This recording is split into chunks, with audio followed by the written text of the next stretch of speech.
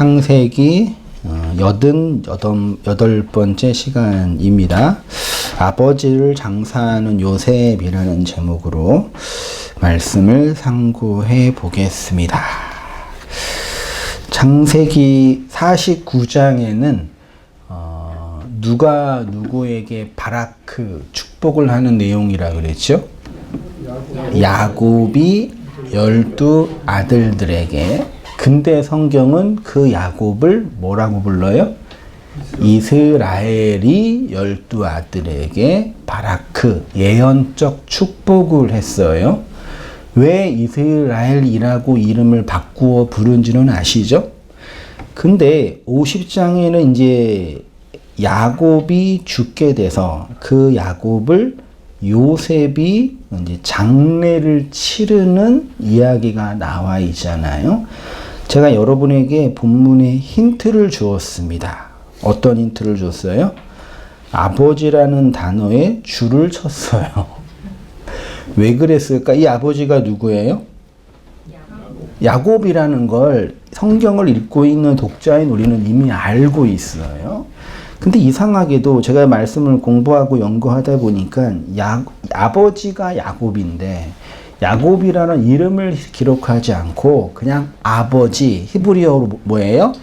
아부, 영어의 A와 B가 아버지예요. 그걸로 기록되어 있어요. 야곱이라는 이름은 단 한 번도 나와 있지 않아요. 근데 하나 있죠. 12절에 야곱의 아들들이 이 아버지가 그들에게 명령한 대로 있죠. 여기 야곱의 아들들에서 야곱은 원문에 없어요. 놀랍지 않나요?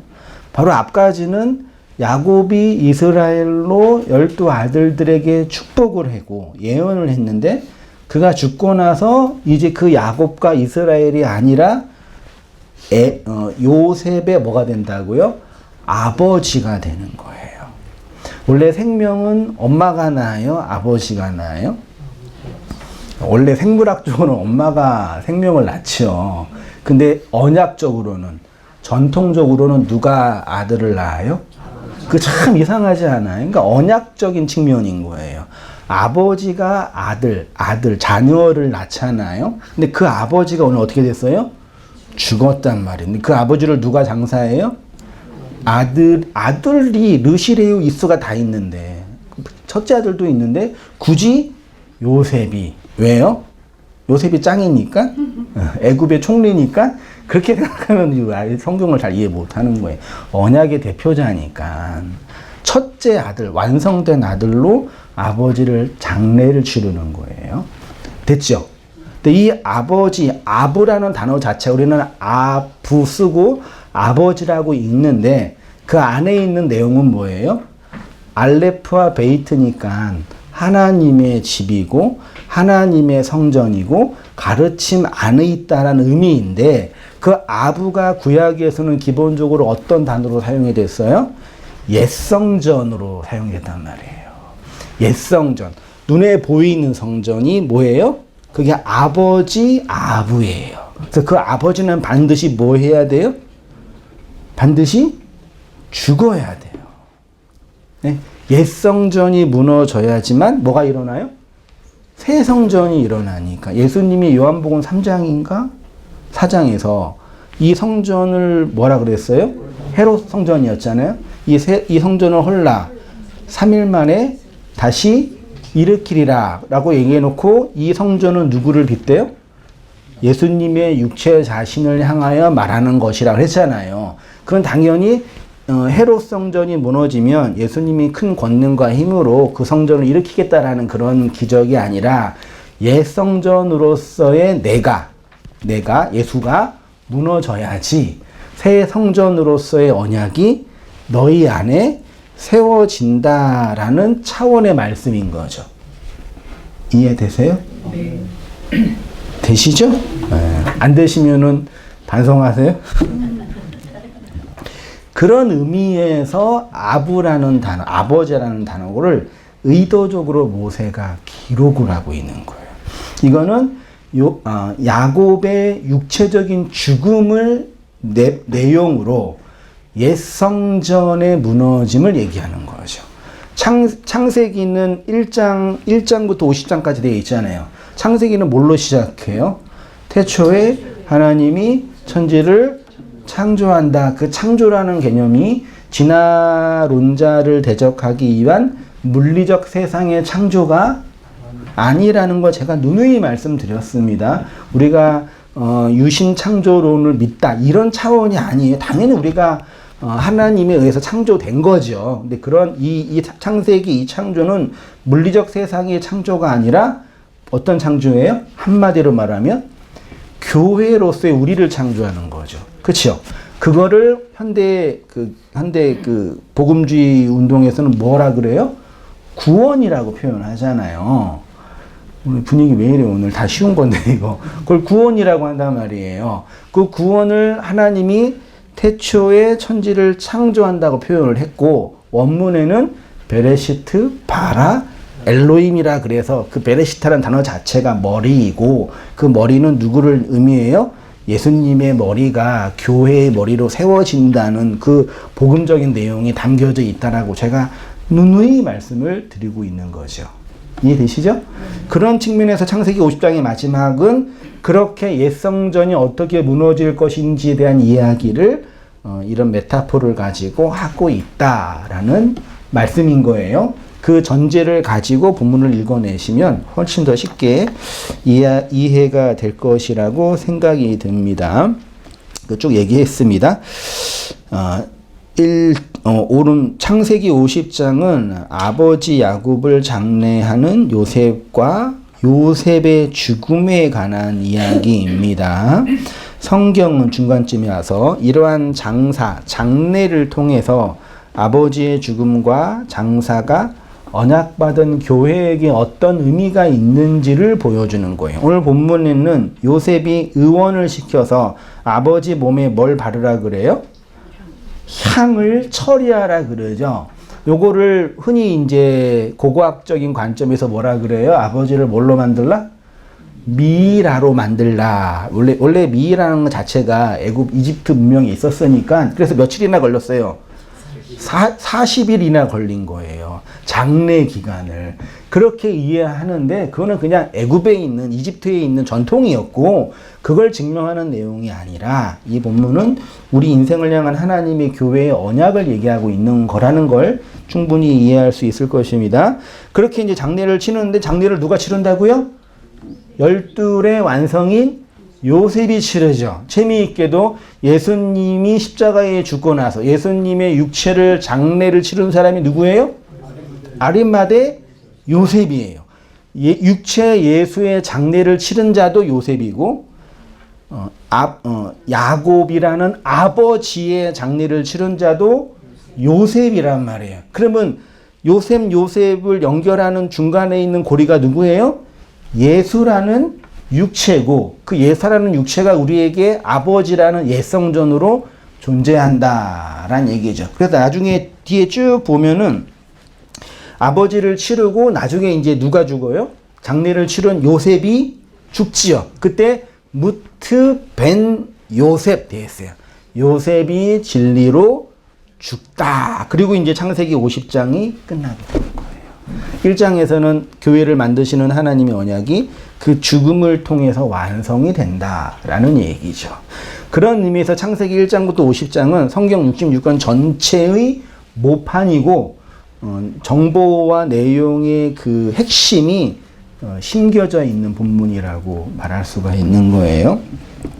그 이야기를 제가 쭉 썼습니다. 마가복음 15장 43절에 그 이야기를 본문이 쓰고 있고요. 아리마대 요셉이 육체 예수를 장사한다는 것은 육체 예수가 요셉 안에서 완성된다라는 의미입니다. 이러한 예수님의 이야기는 이미 창세기의 요셉의 이야기 속에 예표됐잖아요. 창세기의 결론은 누구에서 완성된다고요? 요셉에게서. 요셉은 결국 누구예요? 예수가 죽고 뭘로 부활했어요? 그리스도로 부활했잖아요. 그 그리스도는 뭐라 그래요? 영이고 말씀이고 생명. 내가 너에게 이런 말이 영이요 생명이라 그랬잖아요. 그리스도가 영이고 생명이고 말씀이잖아요. 근데 그 영이 누구한테 임해요? 누구한테 임했어요? 여러분에게, 교회에게 임했잖아요. 그래서 교회가 하나님의 영을 받은 존재가 된 거잖아요. 그러니까 요셉의 완성이 어디에서 실현되는 거예요? 여러분 안에서요. 그러면 여러분이 그렇게 그리스도의 영을 받은 하나님의 자녀라 함은 뭐가 무너진 자들이어야 돼요? 아버지로서의 옛성전이 무너진 자들이라는 얘기예요. 이해되셨죠? 네. 그 얘기를 쭉 하고 있는 겁니다. 그래서 예수님 당대의 성전을 향하여 이 성전을 헐라고 하신 것입니다. 이 성전이 예수님 자신이라고 했고요. 그러니까 예수님의 죽으심은 옛 성전의 죽음이고 그 성전이 곧 아버지인 거죠. 근데 오늘 요셉이 아버지를 장사한 이야기가 나와 있습니다. 이 페이지로 가셔서 창세기는 아브라함과 이삭과 야곱과 요셉으로 이어지는 4명의 족장의 이야기가 핵심 내용이잖아요. 그래서 아브라함의 하나님, 이삭의 하나님, 야곱의 하나님은 계시지만 요셉의 하나님은 계셔요, 안 계셔요? 성경에 요셉의 하나님은 없어요. 그 하나님 안 계시다는 얘기가 아니라 요셉이 그렇게 언약을 완성한 측면의 아들이다라는 걸 계속 말하고 있는 거예요. 그렇게 죽어서 부활하여 요셉의 총리가 된 거고, 이 요셉의 중요한 사역은 2가지가 있어요. 우리 안에서 완성되는 요셉의 사역이 2가지가. 요셉이 뭐라고요? 애굽의 총리가 됐죠. 그 총리가 돼서 뭐 했어요? 결국은 7년의 흉년이 먼저 아니죠. 7년의 풍년과 7년의 흉년을 통해서 애굽 온 땅의 양식을 뭐 했어요? 독점했죠. 오늘날로 말하면 이 독점하면 힘인가 돈이 생기거든요. 모았어요. 창고에. 어디 창고에? 애굽의 창고에 모아서 7년 흉년이 됐을 때 백성들이 먹을 게 없을 때 양식을 나눠주면서 사람들을 얻은 거죠. 양식을 나누어주면서 사람들을 얻었다고요. 그러면 요셉이 양식을 통해서 애굽에 있는 백성들을 산 거예요. 그렇죠? 그것처럼 그리스도가 그 진리의 말씀을 통해서 우리를 뭐 한 거예요? 산 거라고요. 그래서 우리가 하나님의 나라, 하나님 나라의 식민지로 만들어져 간다고 표현하는 거예요. 아무튼 그 첫째가 양식을 관장하는 일이고, 2번째가 오늘 지금 본문에 나와 있는 아버지를 뭐 하는 거라고요? 장사 지내는 일입니다. 요 장사를 지내는 내용 중에 아까 말씀드렸던 것처럼 뭘 처리했다고요? 향을 처리했어요. 창세기 41장 55절에 애굽 온 땅이 굶주림에 백성이 바로에게 부르짖어 양식을 구하는지라 바로가 애굽 모든 백성에게 이르되 요셉에게 가서 그가 너희에게 이르는 대로 하라 하니라. 온 지면에 기근이 있음에 요셉이 모든 창고를 열고 애굽 백성에게 팔세. 애굽 땅에 기근이 심하며 나와 있죠. 요셉이 뭘 열었다고요? 애굽에 있는 창고, 오늘날로 말하면 그냥 곡식을 저장하는 저장 창고인데, 요 창고를 열다가 히브리어로 콜베라는 단어예요. 배는 아까 아부할 때 비 있죠? 그게 배예요. 성전, 집이에요. 근데 콜은 열다예요. 직역하면 창고를 열었는데 그 창고는 뭐라고요? 옛 성전을 연 거예요. 옛 성전을 열어서 양식을 나누어 준 거죠. 이것이 동일하게 그리스도가 우리에게 행하신 일이죠. 그리스도가 우리에게 뭘 건네줘요? 양식을 건네줘. 그 양식을 먹은 자는 그 양식을 먹고 어떻게 해요? 배가 부르죠. 배가 부르면 뭐 해요? 기분 좋죠. 배가 부르면 찬송을 하는 거죠. 근데 이상하지 않습니까? 온 세상이 기근으로 먹을 것이 없을 때 양식이 있는 곳이 어디였어요? 애굽이었잖아요. 근데 누가 양식이 없어서 바로에게 부르짖었어요? 애굽 사람들이요. 애굽에 양식이 있는데 애굽 사람들이 먹을 게 없었다고 하네요. 왜 그래요? 아까 말씀드린 것처럼 요셉이 애굽에 있는 양식을 관장하니까. 누구의 결제가 있어야지만 양식이 떨어지는 거예요? 요셉의 결제가 있어야지만. 잘 이해해 보세요.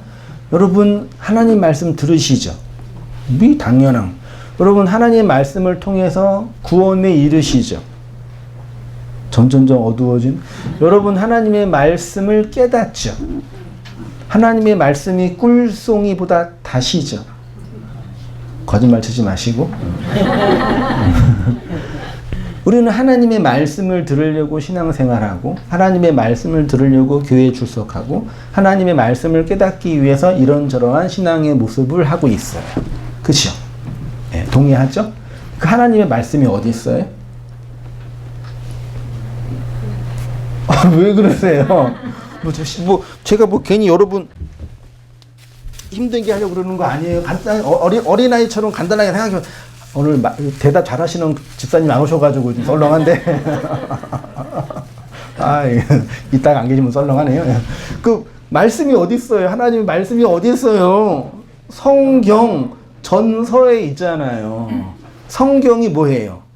하나님의 말씀이라고 그리스도인들은 믿잖아요. 그러니까 여러분이 하나님의 말씀을 들으려면 어디를 가야 돼요? 교회를 가야 돼요? 성경으로 가야 되잖아요. 그렇잖아요. 너무 양심에 찔리시죠? 하도 성경 안 읽으시니까. 네. 우리가 하나님의 말씀을 듣는다, 말씀을 읽는다라고 하는 건 성경을 통해서 말씀을 읽는 거예요. 그렇죠? 근데 이상하게 아이러니하게도 기독교 문명사 속에 성경이 대중적으로 읽혀진 예는 몇백 년 안 돼요. 2000년의 기독교 역사 속에서 대중 그리스도인들이 성경을 통해서 하나님의 말씀을 읽는 게 200년이 안 된다고요. 그 전까지는 일반 그리스도인들은 기록된 성경으로 하나님의 말씀을 들었어요, 안 들었어요? 못 들었어요. 초창기에는 라틴어로 설교하고 신부들이. 나중에는 성경 번역도 안 하고. 그래서 초창기 그리스도인들은 하나님의 말씀이라는 개념 자체가 없었어요. 그들이 그리스도인지는 제가 볼 때는 의문인 거죠. 종교적인 예전을 통해서 기독교라는 종교에 들어온 거지, 하나님이라는 그 진리의 말씀을 듣고 그 말씀을 따라 살아가는 적은 거의 없었어요. 동의하시죠? 슬프게도 오늘날 개신교도 동일해요. 사람들이 하나님의 말씀을 듣는다고 하는데 실제로는 자기가 듣고 싶은 이야기, 자기한테 필요한 얘기를 들으려고 하는 거예요. 저도 알아요. 그래서 제가 유튜브 크리에이터인데, 비웃지는 마세요. 구독자 1000명이나 되는 크리에이터인데, 대중 그리스도인들이 좋아하는 내용이 뭔지 제가 알까요, 모를까요? 저도 똑똑해요. 잘 알고, 이렇게 하면은 그래도 최소한 1만 이상의 조회수로 나올 거라고 생각할 수 있어요. 근데 우리 온땅교회 유튜브를 들으시면은 맛이 어때요? 쭉 듣다가 누가 그러더라고요. 밤에 들으면 너무 좋다고. 그냥 직방이라고. 그냥 딱 누워서 설교 딱 켜놓고 눈감만 20분 때문에 그냥 주님과 함께 그냥 은혜의 세계로 저도 그러거든요. 들어가더라고요. 재미없어요. 그러니까 대중들은 자기의 욕망이 원하는 것을 이렇게 추구한다. 그게 신앙으로 포장되어 있든 종교심으로 포장되어 있든 자기 신념으로 포장되어 있든. 그치요? 그래서 말씀 듣는 게 너무 고달픈 거예요. 진리의 말씀을 듣는 게 너무 지친다고. 제가 경험해서 알아요. 어느 때는 이렇게 기분 좋거나 그럴 때는 그냥 괜찮은데, 저도 힘들고 어려울 때 보면은 내가 언제까지 이 짓을, 죄송합니다, 이런 일을 하고 있어야 될까? 이게 맨날 내 안에 있는 어둠과 죄와 싸워야 이러고 있을까라고 한탄스러울 때가 있는데, 우리 성도님들은 있어요, 없어요? 없다고 말씀드리잖아요. 그래서 하나님의 말씀은 기록된 성경에 있는데, 기록된 성경을 열어서 그 안에 있는 내용을 양식으로 먹는 자는 극히 소수예요. 극히 소수예요. 예수님은 거의 없다라고 표현하셨어요. 그런데 기록된 성경은 하나님의 말씀이지만 그렇게 기록된 성경이 우리의 영의 양식, 우리를 구원에 이르게 하는 진리의 양식이 아니에요. 유대인들처럼 구약 성경을 원문으로 가지고 있는 그들도 예수님을 알아요? 몰라요? 모르죠. 구약의 성경을 동일하게 가지고 있는 이슬람 교도들도 예수님을 알아요? 몰라요? 몰라요. 많은 가톨릭 교도들도 잘 모르고 거기에서 나온 개신교도들이라고 하는 현대의 대중 그리스도인들도 거의 모를 것이라고 생각이 되어져요. 좀 낫지만. 왜냐하면 거기는 그래도 설교를 전문적으로 하는 누가 있어요? 목사와 같은 교사가 있으니까요. 그러니까 목사는 무슨 일을 하는 거예요? 말씀을 가르치는 일을 하는 거지 성도들을 축복하고 성도를 위해서 기도해 주는 일은 목사의 일이 아닌 거예요. 기독교가 성경을 자신의 경전이라고 믿지만 어떤 의미에서는 그 경전이 자신들의 구원을 보장하지 않지요. 기록된 성경, 하나님의 말씀이 가까이 있는데 그들은 그 가까이 있지 않죠. 왜냐하면 성경을 알아요? 몰라요? 몰라요. 제가 지금 모른다라고 단정지어 말할 수 있는 이유는 성경을 문자적으로 이해 못한다가 아니에요. 성경을 읽어요. 그래서 예수님의 생애가 뭔지 알고 아브라함이 갈대아 우르에서 나온 건도 알고 야곱의 이름이 나중에 이스라엘로 바뀐 거 알아요. 그게 내 구원과 무슨 상관이 있냐고요. 그거는 유대인들도 알고 이슬람 교도들도 안 되니까요. 그 말씀이 내 안에 성전이 열려서 나오지 않으면 오늘날 표현으로 말짱 도루묵인 거예요. 그러니까 다시 말해서 기록된 하나님의 말씀, 우리 안에 그 말씀이 어디에 있어야 되는 거예요? 오늘 본문에 있는 것처럼 옛 성전이라는 애굽 성전이라는 내 안에서 그 말씀을 발견하지 못하면요, 양식이 아니에요. 양식이 아니라니까요. 제가 그런 말씀을 자주 하죠. 말씀을 잘 듣고 배우고 깨닫는 게 중요해요? 안 중요해요? 중요하죠. 그래서 저도 원어도 공부하고 하는 거예요. 말씀의 내용을 알아야 되니까. 근데 그렇게 지식과 정보를 아는 것도 있어야 되지만 그것으로는 불가능하다고요. 왜요? 근본적으로 어디에서 흘러나와야 되니까? 내 안에서 흘러나와야 되니까요. 애굽인들이 양식을 먹기 위해서 요셉이 그 창고를 열어주어야 합니다. 보이시죠? 그런데 그 창고는 어디에 있냐면 애굽 안에 있다고요. 애굽인들이 먹은 양식은 애굽에 있는 옛성전이라는 양식이죠. 옛성전이라는 껍데기 안의 내용을 열어서 팔 수 있는 자는 누구뿐이 없다고요? 요셉뿐이 없다고요. 그래서 예수님이 우리에게 진리의 양식을 건네주신 거죠. 십자가에서 죽으시고 그리스도로 부활하여 우리의 머리로 임하셔서 우리의 어떠함을 폭로하고 드러내심으로 말씀을 뭐 하신 거예요? 가르쳐 주신 거예요. 그걸 제가 우리 안에 있는 것을 뭐해서? 열어서 양식으로 주신다. 그런 자들이 하나님을 향하여 뭐 할 수 있어요? 찬양하고 기도하고 항상 기뻐할 수 있는 거예요. 그 바울 사도가 어디예요? 항상 기뻐하라, 쉬지 말고 기도하라, 범사에 감사하라. 이게 이건 거예요. 우리가 괜히 항상 기뻐해 뭐 이렇게 기뻐한 얘기가 아니라 우리 안에 있는 것을 열어서 양식으로 주는 거죠. 우리 안에 옛성전이 열리게 되면 어떻게 돼요? 누군가가 여러분 안에 그 마음, 심장이 아니라 인간의 의식과 경험과 내면 안에 만들어진 그 무엇, 우리가 인생을 살면서 우리가 세상을 보고 내 안에 있는 본성을 보고 해서 만들어진 그 무엇이 있지요. 그걸 이제 생물학적으로 기억이라는 것을 통해서 혹은 무의식이라는 것을 통해서 표현을 하는데 뭐라고 있을 거 아니에요. 그것을 정밀하게 볼 수 있는 카메라가 있다면 여러분 보여주고 싶으세요? 보여주기 싫으세요? 싫어요. 내 안에 내가 이 역사와 인생을 살아오면서 각 만들어진 그 무엇이 있잖아요. 그게 좋든 싫든지 간에 있잖아. 인간이라면.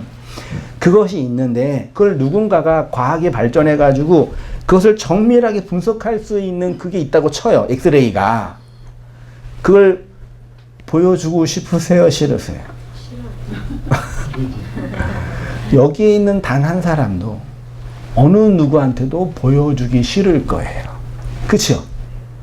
아니, 그래도 목사님 제 안에 조금이라도 착한 일 몇 개 있는데, 그거 말고, 그것만 있는 게 아니잖아요. 그것도 있잖아요. 보여주기 싫지요? 예. 네. 근데 그 말씀은 그것들을 폭로하고 드러낸다. 그래서 대부분의 사람들이 말씀을 못 알아보고요.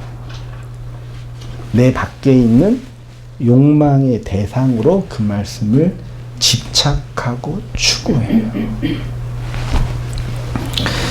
결혼하면 후회해요? 후회의 반대가 뭐죠? 결혼하면 만족해요? 후회해요? 네, 그것만 받았습니다. 옆에 있는 분 잘 보세요. 그 전까지는 내 밖에 있는 말씀인데 그 말씀이 안에 들어오면 내가 어떠한 자라는 게 드러난다고요. 우리가 인생을 살면서 충분히 경험하는 거잖아요. 그렇죠? 인생이 그러할진데 기록된 말씀은 오죽하겠냐고요. 그래서 말씀이 진리로 나를 비추면 내 안에 있는 그 파묘 용어로 험한 것들이 드러나요. 그거를 이제 창세기에서는 혼돈과 공허와 흑암의 깊은 것이라고 표현했고, 구약 성경에는 흰놈의 골짜기라고 표현했고, 계시록이나 신약 성경에는 게헨나, 게헨나, 무저갱, 끝이 없는 굴. 그걸 오늘날 현대인들은 뭐라고 번역해요? 그걸 지옥이라고 번역을 하는 거예요. 지옥이 어디 있어요? 인생들 안에 있다고요. 육을 가지고 살아가는 인생들 안에 자기 안에 지옥이 있음을 평소에 모르다가 진리의 말씀이 비추이면은 확 보이게 되는 거예요. 여러분, 아무리 똑똑한 오랑우탄이나 돌고래가 있다고 쳐요. 지능이 인간보다 심지어 좋은 애들도 있다고 쳐요. 걔네가 이걸 알아요, 몰라요? 돌고래가 바다 인생을 살다가 이게 좀 청정기를 지나고 나서 철이 좀 들었어. 그래서 내 돌고래 인생에 지옥이 있었네. 고백해요? 이거 알아먹어요? 어떠한 짐승도 그러지 못해요. 오직 하나님의 형상과 모양을 가진 인간들만 그 말씀에 의해서 비추어져서 자기 안에 있는 것들을 보게 되는. 근데 로마서에 가보면은 뭐라 그래요? 그렇게 비추어도 인간의 그 악한 본성이 그것들 뭐 한다 그래요? 거부한다 그러잖아요. 그래서 그렇게 저주를 받는 거라고 표현을 하는 거예요. 우리 안에 있는 것들을 열어서 표현하는, 그거를 창세기가 끝나고 출애굽한 이스라엘 백성이 어디에서 경험했어요? 광야 40년의 인생을 통해서. 창세기, 출애굽기, 레위기, 민수기, 신명기잖아요. 창세기, 출애굽기는 출애굽이죠. 애굽에서 나오는 거로. 레위기는 성전 제사법이죠. 민수기는 뜻이 뭐예요? 민수잖아요. 백성의 수를 세는, 그게 넘버스라 그러잖아요. 그 다음에 신명기는 뭐예요? 하나님의 말씀을 마음에 새긴다 한자인데 틀렸어요. 원래 원문에는 뭐예요? 배 미드바르예요. 배 안에 미드바르가 뭐예요? 광야. 광야 안으로 들어가는 게 뭐라고요? 그게 신명기라고요. 그 미드바르를 분석하면 다바르잖아요. 다바르는 뭐예요? 말씀이잖아요. 그러면 광야에서 뭘 배우는 거예요? 말씀을 배우는 그게 몇 년이라고요? 40년은 틀리고 40이라는 시간이라고요. 거기 광야에서 맨날 돌잖아요. 뭘 배운 거예요? 말씀을 배운 거예요. 그게 배 미드바르 신명기라고 우리가 번역을 한 건데 신명기라 번역인데 원래는 광야 안에서요. 그게 신명기예요. 사실은. 그 이야기를 40일 동안 시체를 처리했다라고 표현해요. 그렇게 해서 며칠 동안 애곡해요? 70. 애곡은 회개거든요. 돌이킴이거든요. 그 말씀을 통해서 뭐 하는 거예요? 회개하고 돌이켰다. 이 이야기가 그대로 출애굽기, 레위기, 민수기, 신명기에서 어떻게 해요? 확장돼서 번역되는 거예요. 아니 창세기 50장만 딱 읽고 나서 이거 알아요? 몰라요? 사람들이. 누가 알아먹겠어요? 나 정도 돼야지 알아먹지. 농담입니다. 누가 알아먹겠냐고요. 그리스도께서 보여줘야지 알아먹지요. 못 알아먹으니 어떻게 해요? 못 알아먹어? 그럼 다시. 그 출애굽기 쓰는 것도. 출애굽기 쓰면 못 알아먹어요. 못 알아먹어. 다시 쓰는 거예요. 민수기. 계속 쓰다가 어디까지 가는 거예요? 계시록까지 가는 거예요. 그게 성경이 전서로 펼쳐진다라고 표현하는 거예요. 그 과정이 40이고 그 내용이 70이라는 3페이지로 가셔서 3페이지입니다. 이 점을 많은 사람들이 잘 이해하지 못하고 있죠. 그리스도의 복음의 진리를 못 알아먹는 자들의 본질은 단순히 지식과 정보를 잘 모르기 때문만은 아닙니다. 그것도 중요해요. 배우는 것도 중요합니다. 어느 정도는. 그리스도가 주는 진리의 말씀은 우리 안에 험한 것, 애굽의 창고 안에 있는 그것들을 열어서 드러나게 하죠. 이 사역을 십자가에서 죽으시고 부활하신 누가 하는 거라고요? 그리스도께서. 그래서 이 점을 20세기 초기의 신학자인 칼 바르트가 물론 이제 전통 교단에서 좀 싫어하는 양반이신데 그 기록된 말씀, 선포된 말씀이라는 개념으로 신학적으로 풀어서 얘기했어요. 힌트를 좀 줬거든요. 하나님의 말씀이 성경에만 기록되어 있는 게 아니라 어디에도 기록되어 있어요? 세상 만사가 아니라 이 세상에 삼라만상에 진짜 삼라만에 다 기록되어 있잖아요. 근데 그걸 보면서 알아먹어야 못 알아먹어요. 못 알아먹는다는 말이에요. 그래서 기록된 말씀이 아니라 그리스도가 우리 안에서 뭐한 말씀? 선포되는 말씀이어야 된다라고 표현을 했더라고요. 딱 그 얘기예요. 애굽의 창고 안에 있는 그것을 열어서 먹게 하는 거죠. 이 사역을 그리스도 예수께서 하셨습니다. 그게 요셉이 뭘 관장하는 역할이었다고요? 양식을 관장하는 거죠. 그럼 우리가 양식을 먹기 위해서는 누구를 통해서 먹는 거예요? 그리스도를 통해, 요셉을 통해서. 근데 그 요셉이 그리스도가 우리 안에 있는 것들을 드러나게 하심으로. 두 번째로 요셉은 이렇게 애굽의 성전, 우리의 옛 성전 안의 것을 드러나게 하심으로 양식을 건네주는데 그것이 기도와 관련이 있습니다. 오늘 본문에 요셉이 아버지 야곱을 장례했는데 요게 기도, 즉 성령의 사역과 관련이 있어요. 50장 1절 다시 보세요. 요셉이 그의 아버지 얼굴, 아버지 아부 얼굴이 파님이에요. 파님은 드러난 것이잖아요. 옛 성전 안에 드러난 것에 입맞추고 수종드는 의원에게 명하여 몸을 뭘로요? 향으로 처리하라고 번역을 했네요. 이게 41로 70이죠. 여기 향이라는 히브리어가 하나트라는 단어예요. 하나트. 이게 단어적인 뜻이 뭐예요? 향신료, 방부 처리하다라는, 그러니까 강한 향으로 시체가 썩지 않게 만드는 그런 역할을 했다라고 고고학자들은 보는 거죠. 근데 이게 시체가 썩지 않게 보호해주는 것뿐만 아니라 강한 향을 내는 거예요. 그래서 이 향이 나중에 이제 성전 제사가 실행될 때는 하나님께 드려지는 향기로운 제물할 때 그 향 있죠. 그 향으로 사용이 돼요.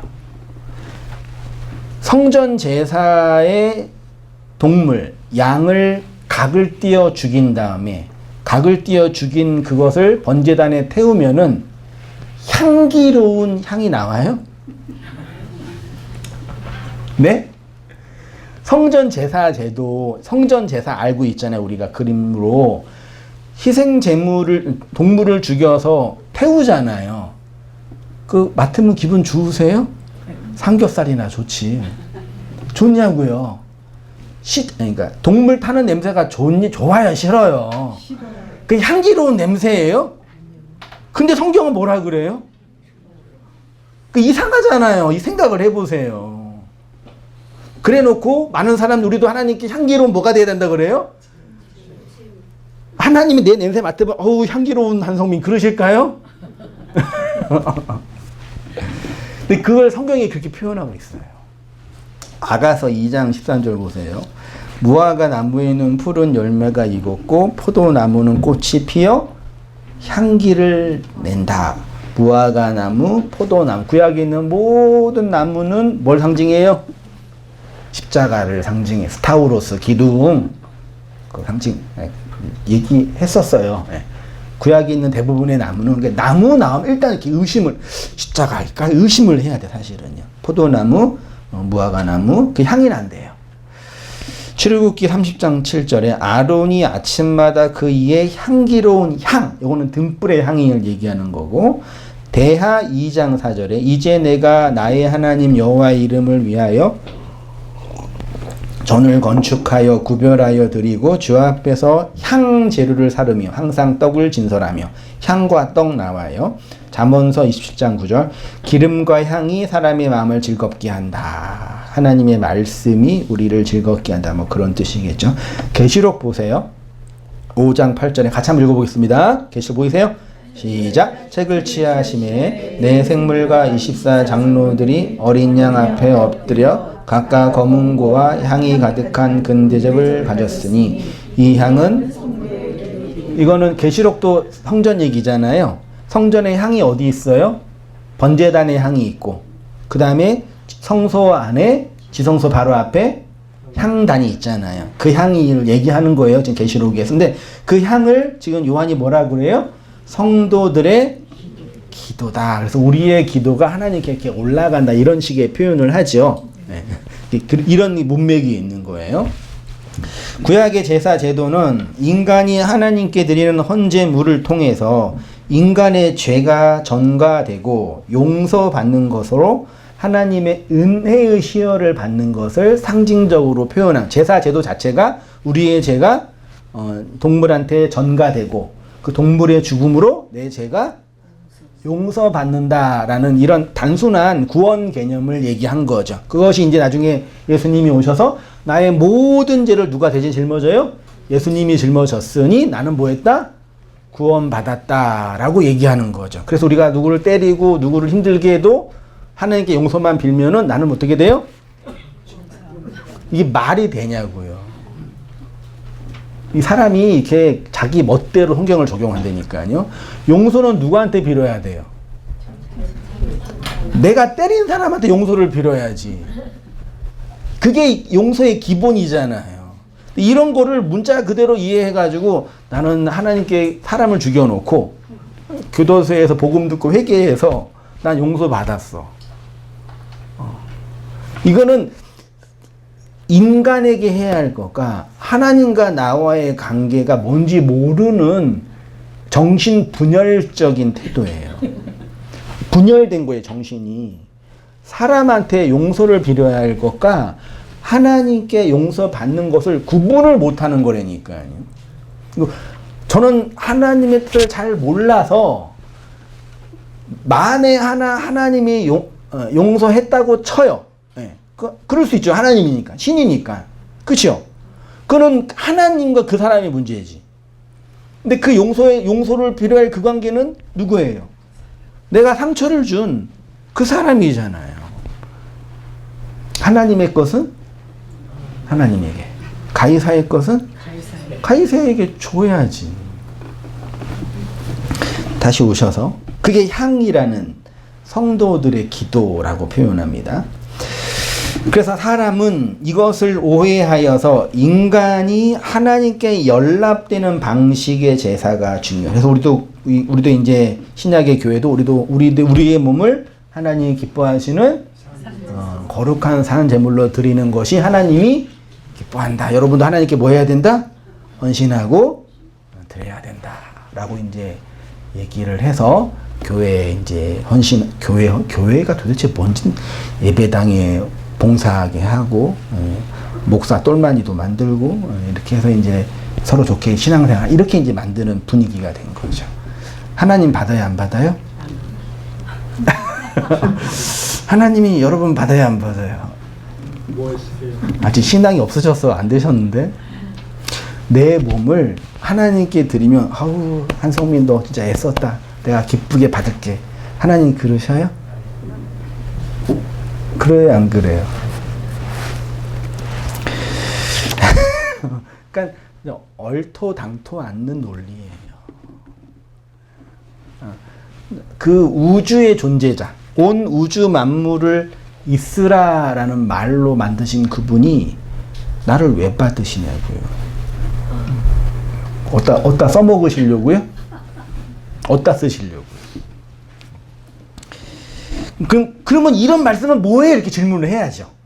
보세요, 목사님. 성도들의 기도를 하나님께 드리는 기도래잖아요. 이렇게 얘기하는 거예요. 성도가 받은 그 기도가 뭐라 그랬어요? 제가 아까 전에. 그 양식이라 그랬잖아요. 그쵸? 그 양식을 드리는 거예요. 그 누구 거예요? 아니, 누가 주신 거냐고요? 하나님이 주셨잖아요. 그리스도를 통해서.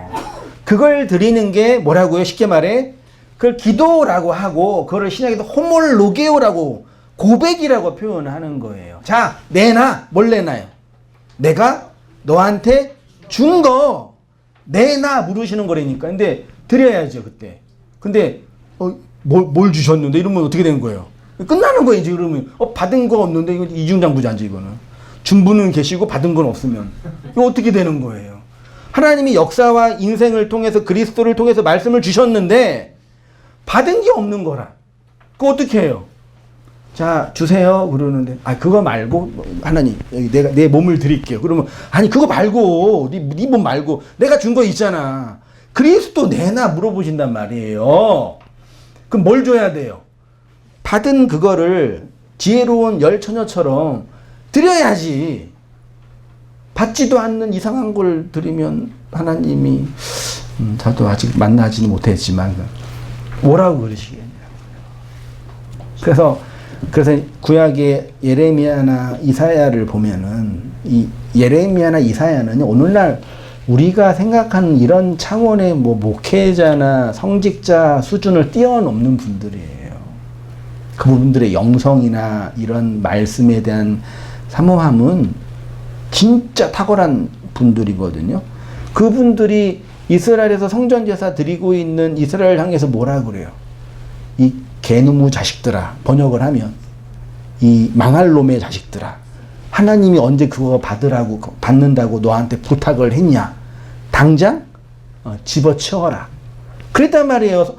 성전 제사 드리고 교회당 나오는 성도들 향해서 앞에 서가지고 어느 미친놈이지 서가지고 니네 하나님 안 받아 이러는 거예요. 그게 에레미야나 이사야에 계속 나와요. 알았단 말이에요. 구약의 선지자들이요. 하나님이 이런 분양의 재물이나 이런 재물을 기뻐 받으신 양반은 아니에요. 알고 있었다고요.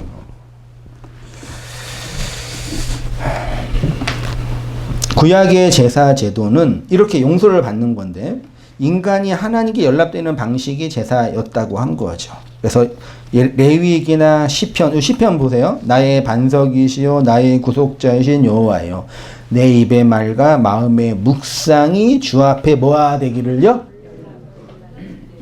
내 입의 호몰루게요 말과 내 마음에 험한 것들이 드러난 내용이 하나님께 드려지기를 원해요 라는 얘기지. 새벽에 일어나서 하나님 오늘 회사에서 성공하게 해주세요 라는 그 기도를 받으신다고 하시는 게 아니란 말이에요. 이사야 54페이지로 가셔서 58장 5절에 이것이 어찌 내가 기뻐하는 금식이 되겠으며 이것이 어찌 사람이 자기의 마음을 괴롭게 하는 날이 되겠느냐. 그의 머리를 갈대같이 숙이고 긁은 배와 죄를 펴는 것은 어찌 금식이라 하겠으며 여호와께 뭐래요? 연락. 이스라엘 백성은 금식하면 하나님이 받으신다. 오늘날도 그렇게 40일 금식하면 영성 받는다고 생각해가지고 하는 분들 가끔 계시잖아요.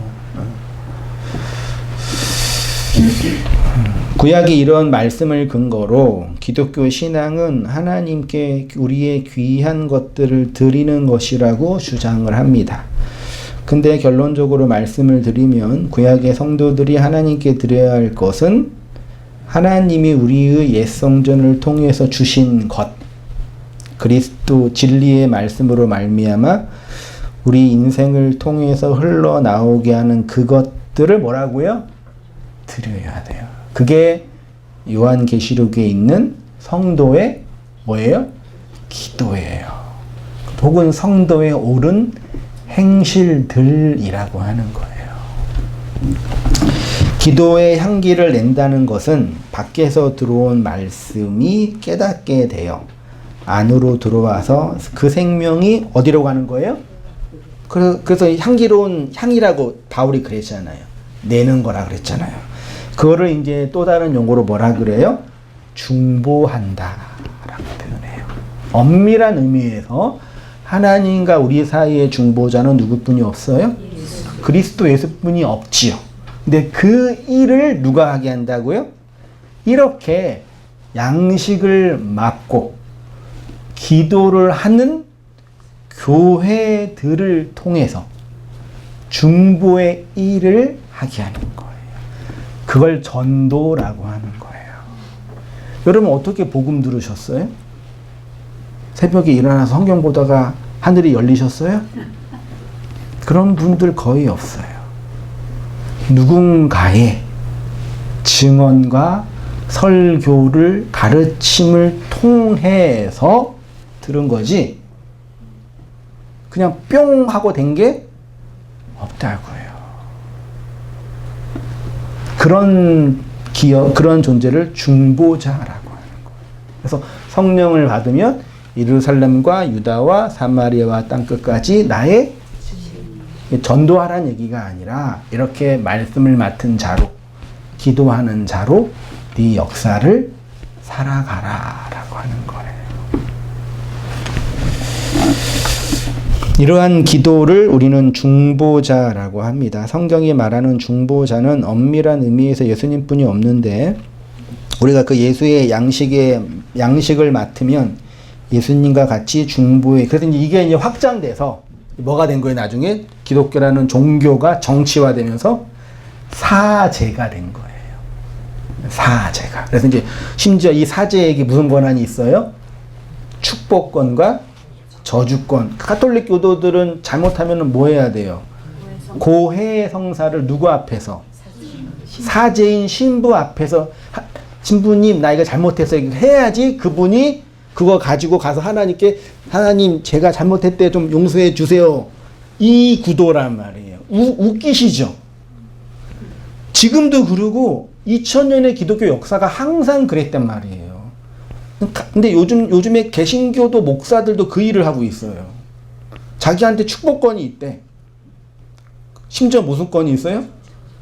저주권이 있대요. 마음에 안 들면 뭐예요? 저주한다? 까불지 마.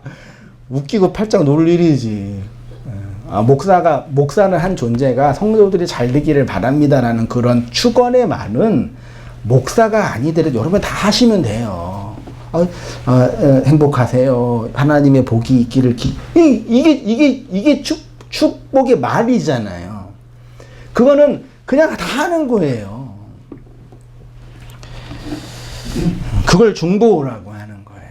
그래서 그 중보의 길은 40의 인생 베미드바르에서 70의 회개의 돌이킴으로 그 길을 가는 인생들이 동일하게 가는 거예요.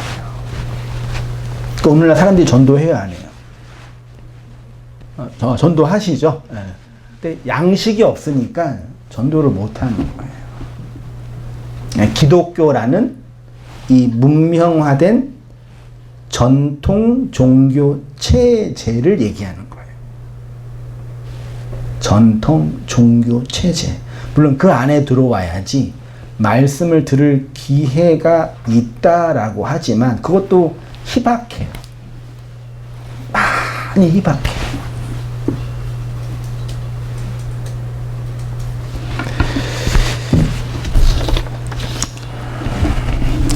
자, 40으로 주어진 인생의 죽음. 요셉이 아버지에게 향재료를 넣는데 40일이 걸렸습니다. 이 40일은 야곱을 미이라로 만드는 데 걸린 시간이라고 어떤 주석집에 있더라고요. 이집트 고대 신화에 의하면 죽고 나면 4, 5세기로 가지만 시간이 지나면 다시 부활한다고 해요. 이집트 신화에 있대요. 놀랍지 않나요?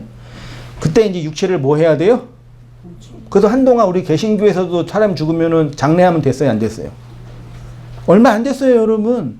몇십 년 전에는 다 큰 교회들이 다 뭐예요? 부활 동상 가지고 있었잖아요. 성도를 다 거기다 땅에 묻었잖아요. 왜요? 나중에 발이야, 방구야. 어차피 땅에 있으면 다 없어지는데. 그래서 이거 화장하면은 나중에 부활할 때 이게 어떻게 될 수 없으니까 안 된다고. 진짜 그랬다니까요. 말이 되냐고 이게. 이런 전통이에요, 이게 고대 신화가요. 성경이 기록된 이유는 이집트 고대 풍습을 설명하는 것이 아니라 우리 인생 전체를 설명하는 수가 40이죠. 이는 아버지의 장래 기간이 40이라는 것은 이 인생이라는 역사가 하나님의 영혼을 준비하는 과정이고 시간이다. 40의 날이다. 뭐가요? 우리 인생의 날이. 그래서 복음을 알아먹으려면 최소한 40은 넘어야 돼요.